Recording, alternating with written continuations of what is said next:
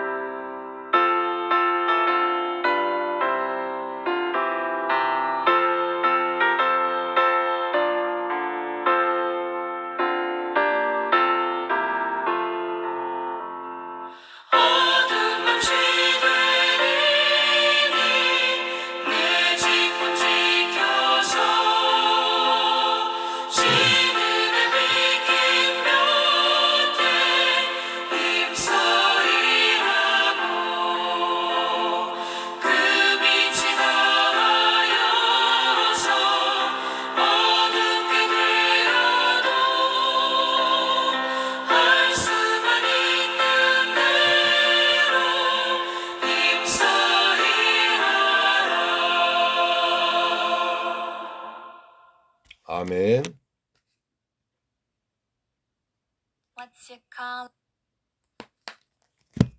오늘 은혜 받으실 하나님 말씀은 민수기 8장 14절로 26절 말씀이 됩니다.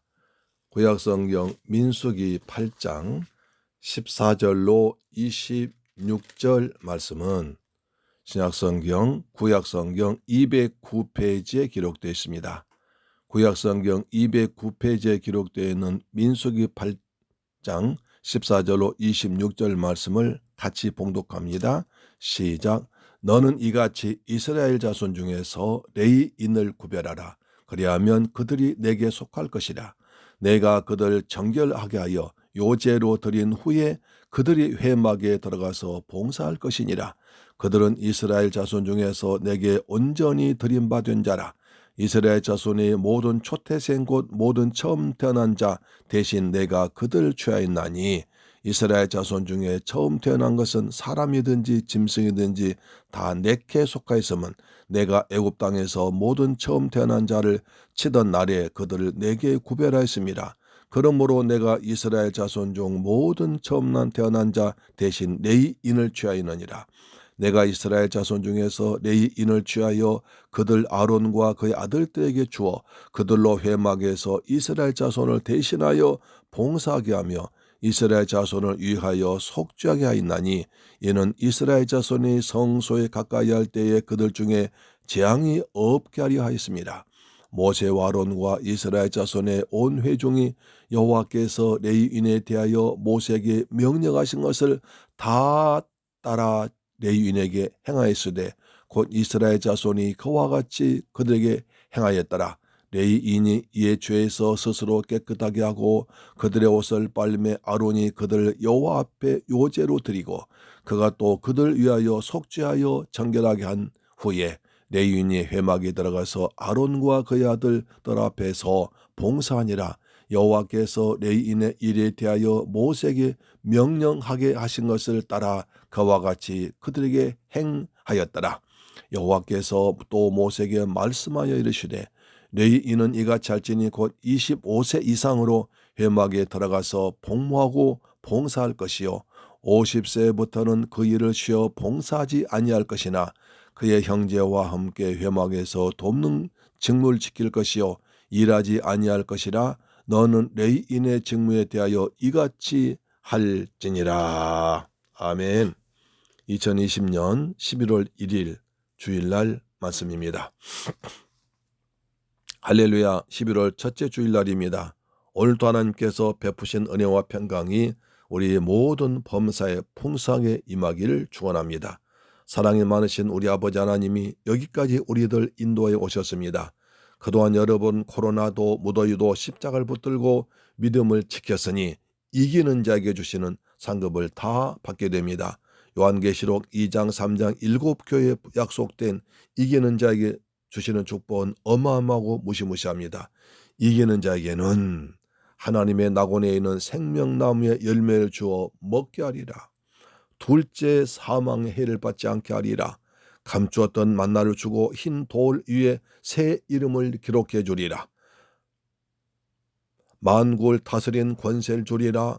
새벽별을 주리라. 흰옷을 입을 것이요 그 이름을 생명책에서 결코 지우지 아니하리라. 하나님 성전의 기둥이 되게 하고 그 위에 이름을 기록하리라. 내 보좌에 함께 앉게 하여 주리라 하셨습니다. 이 축복이 여러분에게 임하기를 축원합니다. 오늘 본문에 보면 레위인에 대하여 아주 장황하게만 반복해서 말씀하십니다. 우리 이미 민수기 3장에서 레위인에 대해서 배웠습니다. 또 8장에서 지난 시간에 배웠습니다. 그런데 오늘 또 레위인에 대해서 거의 비슷한 내용을 다시 말씀하고 있습니다. 설교하는 저도 이 문제가 답답해서 무엇을 어떻게 설교할까 고민하고 이리저리 자료를 뒤져보고 주석을 봐도 풀리지 않습니다. 주일날은 다가오는데 머리에 정리는 되지 않고 이때 목회자는 정말 답답하고 괴롭습니다. 여러분 설교자라고 입만 열면 술술 나오면 얼마나 좋겠습니까? 억지로 하려고 하면 제가 설교를 20년 이상 했는데 그걸 못하겠습니까? 그러나 제 양심상 그렇게는 못하겠고 분명히 이렇게 길게 레위인에 대해서 말씀하신 이유가 있을 것이다. 고민하며 잠을 자는데 목요일날 새벽에 하나님이 저를 불쌍히 여기셔서 꿈에 설교할 자료와 제목까지 다 주시더라고요. 오늘 큰 은혜 받기를 주님의 이름으로 축원합니다. 첫째로 레위인들 구별하여 봉사하도록 하셨습니다. 부르셨습니다.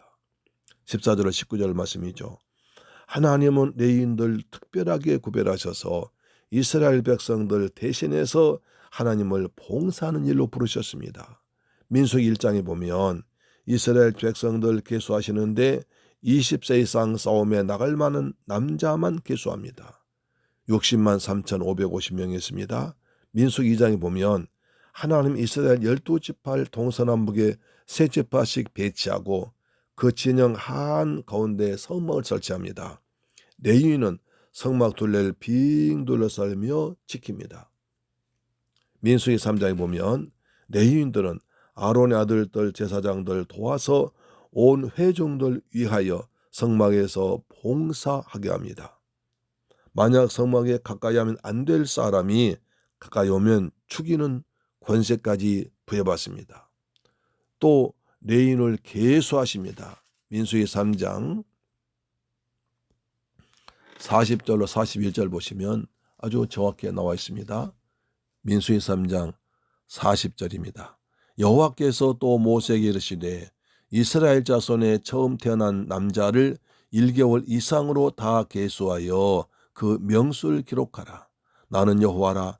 이스라엘 자손 중 모든 처음 태어난 자 대신에 레위인을 내게 돌리고 또 이스라엘 자손의 가축 중 모든 태어난 자 대신에 레위인의 가축을 내게 돌리라고 하셨습니다.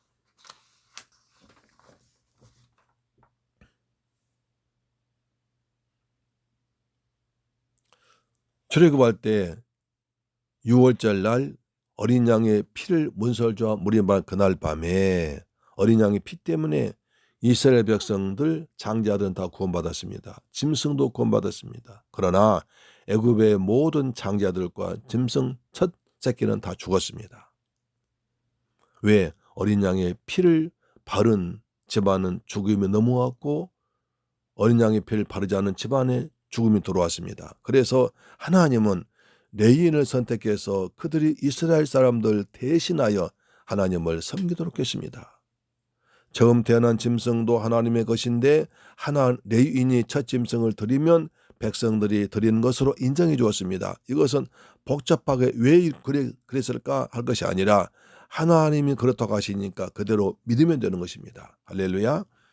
여기까지 하시고는 그것도 부족해서 민수기 8장에서 또 레위인들 구별하고 정결하게 하십니다.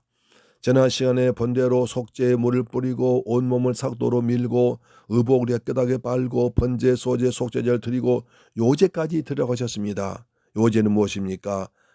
테누파라고 하는데요. 하나님께 제물을 가지고 와서 머리를 앞뒤로 흔들며 드리는 것입니다. 그 뜻은 앞으로 넣을 때 하나님께서 주신 것을 하나님께 가져왔습니다 라고 드리면 하나님께서 그 예물 아주 받으셔가지고 우리한테 은혜 주실 것을 믿고 감사합니다 하는 것입니다. 그러니까 앞으로 흔들 때는 하나님의 주신 것을 가지고 왔습니다. 그리고 뒤로 할 때는 하나님께서 제 예물 받으시고 예배를 받으시고 기도를 받으신 것을 감사합니다 라고 감사와 기쁨으로 드린 것이 요제입니다. 처음 요제는 가나안 땅에 들어가서 첫 수확을 거두면 그것을 요제로 드리라고 하셨습니다. 그날이 안식일 다음 날이었습니다. 안식일 다음 날은 우리 주님이 죽었다가 다시 살아나신 부활하신 날입니다. 그러니까 예수님이 부활의 첫 열매가 되셨으니까 우리도 부활할 것을 믿고 드린 것이 주일 예배인 줄로 믿습니다. 8장 13절 보면 레위인을 여호와께 요제로 드리라고 하십니다. 이 말은 레위인들이 모든 백성들 대신해서 하나님 성막에 들어와서 여호와께 감사함과 기쁨으로 예배 드리라는 것입니다. 그래서 깨끗하고 정결하라는 것입니다. 또 19절 보시면 중요한 말씀하십니다. 민수기 8장 19절입니다. 레위인들이 아론과 그의 아들과 함께 이스라엘 자손을 대신하여 회막에서 봉사하고 속죄함으로 이스라엘 자손이 성소에 가까이 갈 때 그들 중에 재앙이 없게 하려 했더라. 이스라엘 백성들이 하나님 가까이 가다 죽을까 봐 재앙을 면하지 않게 해서 예의를 세웠다는 것입니다. 레위인들이 회막에서 여호와께 봉사하고 속죄함으로 백성들이 성막에 들어와도 죽지 않고 하나님 앞에 나와서 기도하고 예배 드릴 수 있도록 된 것입니다. 이것을 위해서 레위인들은 그렇게 정결하게 하고 훈련시키고 씻고 덜 밀고 모든 제사를 다 드린 것입니다. 이것은 무엇을 말할까요? 이스라엘 백성들이 속죄함을 받은 레위인들을 통해서 성소로 들어가는 것은 신약시대 성도들이 예수 그리스도의 구속의 은총으로 하늘 지성소 천국에 들어간 것을 말하는 것입니다. 그리스도께서 십자가에서 자기 몸을 제물로 드리셨습니다. 그러므로 이제 우리는 죄를 위해서 다시 제사 드릴 필요가 없습니다. 예수를 믿는 자는 그의 피를 힘입어 하늘 지성소로 들어가는 특권 길이 환하게 열린 줄로 믿습니다. 히브리 10장 19절입니다. 그러므로 형제들아 우리가 예수의 피를 힘입어 성소에 들어갈 담력을 얻었나니 그 길은 새롭고 산 길이라고 그랬습니다. 이렇게 그리스도의 구속 은총을 힘입어 하나님께 나간 자는 참마음과 온전한 믿음으로 나가면 하나님께서 기쁘게 받게 된 것입니다. 이렇게 레위인들이 중요합니다. 그래서 레위인들을 정결하게 했습니다. 그런데 문제 생겼습니다. 가나안 땅에 들어가서 12지파에는 땅을 분배했지만 레위인은 땅이 분배하지 않았습니다. 레위인을 각 지파에 나누어서 하나님 섬긴 일을 가르치게 하고 레위인들 위해서 백성들의 신별조와 예물 드려서 그들의 생활을 돕도록 했습니다. 그런데 민수기를 지나서 사사기 17장에 보면 미가라는 사람이 자기 집에다 은으로 큰 신상을 만들어 놓고 하나님을 섬기는 제사장이 입는 옷 에봇을 갖추고 우상인 드라빔을 한꺼번에 섬기고 있습니다. 하나님과 우상 혼합 종교입니다. 제사장이 필요합니다.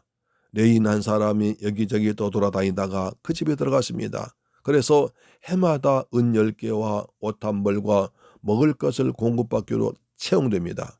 그 집을 위해서 제사장 역할을 합니다.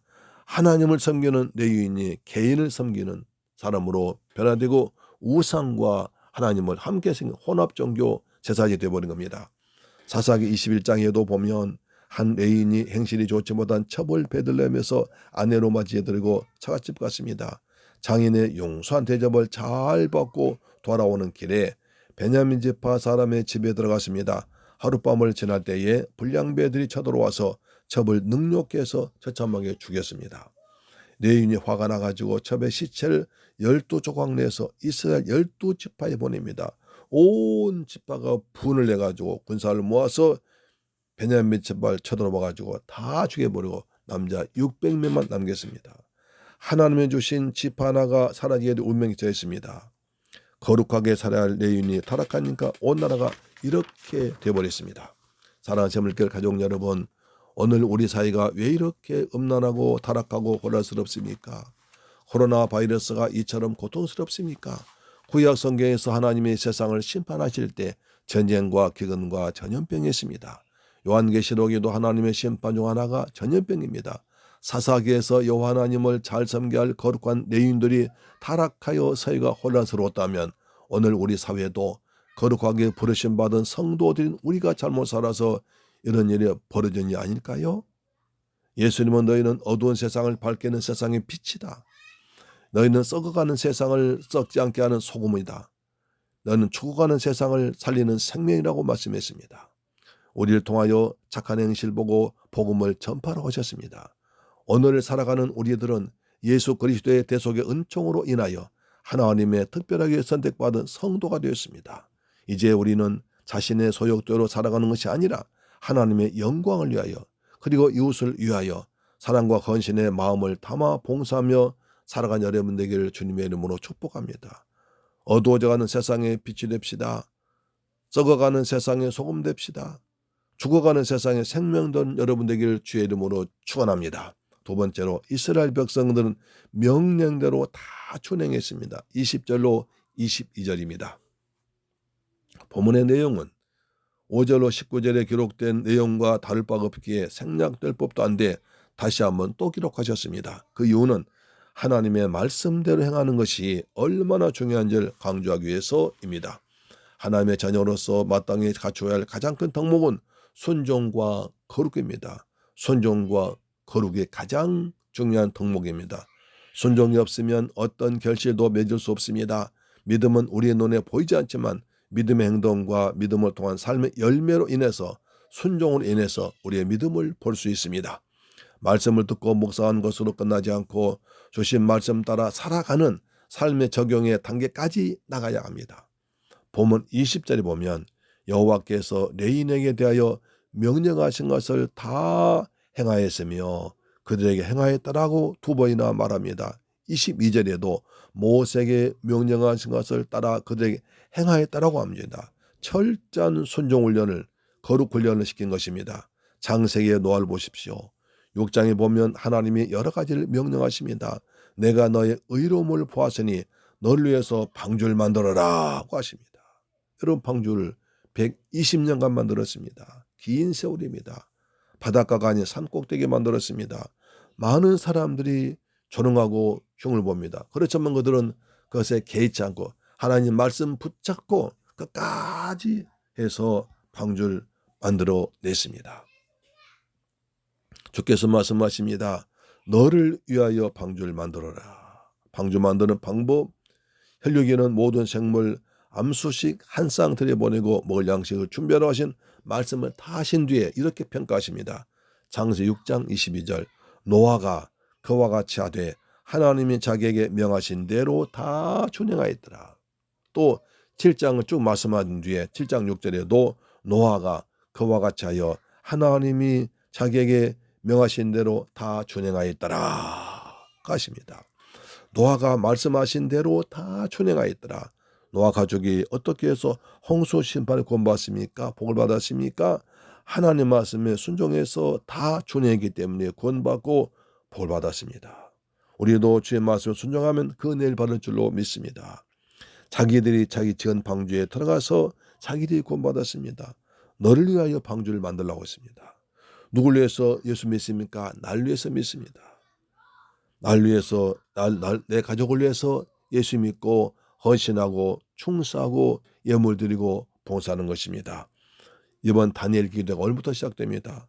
누굴 위해서 다니엘 기도에 들어야 됩니까? 여러분을 위해서, 여러분 가족을 위해서, 여러분 사업을 위해서, 여러분 자녀를 위해서 다니엘 기도에 기쁨으로 동참하 드리길 주님의 이름으로 축원합니다. 레인들에게 또 한 가지 중요한 것은 정결함, 거룩함입니다. 21절 보면 성막에서 봉사하는 사역을 앞두고 먼저 스스로 정결케 한 의식을 행합니다. 이는 죄에서 자신을 깨끗하게 하겠다는 굳센 의지와 매일의 삶 속에서 죄로부터 스스로 자신을 분리하고 말씀 온전히 따르게 순종하겠다는 정결한 의식으로 나가겠다는 결단 담겨 있습니다. 이것은 남이 도와줄 수 없고 자기 스스로 해내야 됩니다. 하나님께 봉사하는 천사도 흠모하는 거룩한 일을 감당에 앞서서 하나님과 나 사이에 오염되고 막혀있는 통로를 깨끗하게 씻어내야 됩니다. 스스로 속죄하고 옷을 빨며 여호와 앞에 요제로 드려지도록 나의 마음과 몸을 깨끗게 하여 하나님께서 말씀하신 그대로를 믿고 행하는 믿음을 지닐 때 사명자를 감당할 수 있고 아름다운 열매를 거두게 될 줄로 믿습니다. 어떻게 하면 거룩해집니까? 디모데 전서 4장 5절입니다. 하나님의 말씀과 기도로 거룩하여 지면이라. 하나님 말씀과 기도로만 거룩해집니다. 하나님은 거룩하신 분이기 때문에 하나님의 말씀을 자꾸 듣고 읽고 삶 속에서 지켜나가면 점점 주님 닮아서 거룩해지는 것입니다. 또 하나님 앞에 가까이 나가서 죄를 회개하고 하나님과 긴밀한 기도로 대화를 나누면 거룩한 영이 성령님하여 거룩해지는 것입니다. 주님은 성찬의 직전 제자들에게 말씀하십니다. 마가복음 16장 15절에 너희는 온 천하에 다니며 만민에게 복음을 전파라 하셨습니다. 하나님 말씀에 대한 순종과 거룩함으로 하나님께 귀하게 쓰임받는 복된 성도 되기를 주님의 이름으로 축원합니다. 세 번째로 힘을 다하여 주님을 위해서 봉사해야 됩니다. 23절로 26절입니다. 하나님은 민수기 4장 3절에서 회막에서 일할 수 있는 사람들의 나이를 제한하셨습니다. 30세에서 50세까지로 하셨습니다. 이 나이는 신체적으로나 정신적으로 인격적 신앙적으로 성숙해지고 막중한 성막 봉사의 직무를 제대로 수행하기 위한 가장 적절한 연령대이기 때문에 그렇게 하신 겁니다. 그런데 오늘 민수기 8장 24절 보면 25세 이상으로 회막에서 봉사할 수 있다고 하십니다. 그뿐 아니라 역대상 24장, 23장, 24절에 보면 20세부터 봉사라고 다윗이 말합니다. 왜 이렇게 했습니까? 거룩하신 하나님의 성소에서 제사장들 도와 이스라엘 백성들 위에서 봉사에 직무하는 것은 매우 힘들고 두렵고 떨린 일입니다. 본격적인 사역의 직무를 수행할 때에는 한치 오차나 약간의 실수 있어 안 됩니다. 만일 잘못되면 그에 대한 책임은 자신만이 아니라 전 공동체에 미치게 됩니다. 19절 보면 하나님께 함부로 나갔다 재앙을 당합니다. 죽을 수 있습니다. 그런 일이 일어나지 않도록 하기 위해서는 자신의 직무를 완전하게 몸에 익히는 수밖에 없는데 이를 위해서는 오랜 시간 동안 실제적인 훈련을 통한 숙달이 절대적으로 필요한 것입니다. 그래서 민수기 8장에서는 25세부터 5년간 연습해라. 역대상 24장에서는 아니다. 짧으니까 10년간 연습하고 나와서 하라고 하는 것입니다. 1만 시간의 법칙이라는 말이 있습니다. 말콘 클레이드 웨이라는 사람이 말하기를 어느 한 분야에서 성공하기를 원한다면 1만 시간의 훈련이 필요하다고 그랬습니다. 하루에 3시간씩 10년의 세월 꾸준히 해야 한다는 것입니다.